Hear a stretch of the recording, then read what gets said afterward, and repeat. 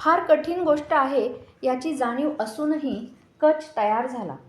यावर देवांनी आनंदित होऊन त्याचा सत्कार केला, त्याचे शुभचिंतन केले, त्याला शुभेच्छा दिल्या. एक मोठी जबाबदारी खांद्यावर घेऊन कच शुक्राचार्यांकडे आला. त्याने आपली ओळख करून दिली. म्हणाला, गुरुवर्य, मी अंगिरसाचा नातू, देवगुरु बृहस्पतीचा पुत्र कच. मी आपल्याकडे विद्या प्राप्त करण्यासाठी आलो आहे. कृपया आपण माझा शिष्य म्हणून स्वीकार करावा. आणि त्याने साष्टांग नमस्कार घातला. कचाची लीन वृत्ती, मृदू बोलणे, शुक्राचार्य प्रसन्न झाले. एकेकाळच्या आपल्या स्पर्धकाचा पुत्र आपल्याकडे विद्याभ्यास शिकण्यासाठी येतो ही गोष्ट त्यांना आनंद देऊन गेली. मनात कुठेतरी वाटले, शेवटी बृहस्पतीला आपले मोठेपण मान्य करावे लागले तर. या गोष्टीने त्यांचा अहंकार सुखावला. ते कचाला म्हणाले, कचा, माझ्या आश्रमात मी तुझे स्वागत करतो. तुला विद्या शिकवायला मला खूप आनंद होईल. मी तुझा शिष्य म्हणून स्वीकार केला आहे. यापुढे तू माझ्या आश्रमात निवांत राहायचे. कचाला हेच हवे होते. शुक्राचार्याने आपल्याला आपल्या आश्रमात ठेवून घेतले हेच मोठे यश होते. पहिले यश तर पदरात पडले होते.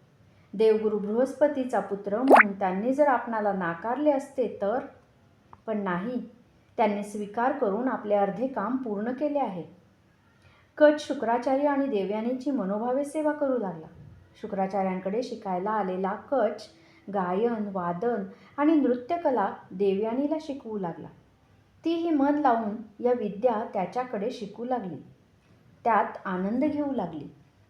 कचाने रोज पहाटेला उठावे, आपले आटपून रानात जावे, देवयानीसाठी सुवासिक फुले आणि रसाळ फळे घेऊन यावे.